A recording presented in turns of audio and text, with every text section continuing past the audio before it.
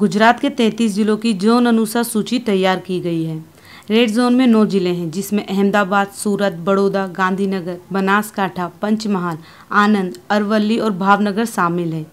Green zone में 5 जिले शामिल हैं, जिसमें पोरबंदर, मोरबी, जूनागढ़, द्वारका और अमरेली शामिल हैं। वहीं ऑरेंज जोन में 19 जिले शामिल हैं। हर हफ्ते जिलों की सूची की समीक्षा की जाएगी।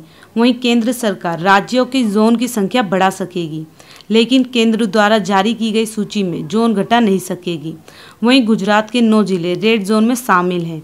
लॉकडाउन के बाद भी रेड जोन में छूट नहीं दी जाएगी। ऑरेंज और ग्रीन जोन में छूट दी जाए, ऐसी संभावनाएं हैं। Bureau report. हमारी YouTube चैनल CNCCTV न्यूज को सब्सक्राइब करें और दबाएं बेल आइकन, ताकि हमारी खबरें सबसे पहले पहुंचे आप तक।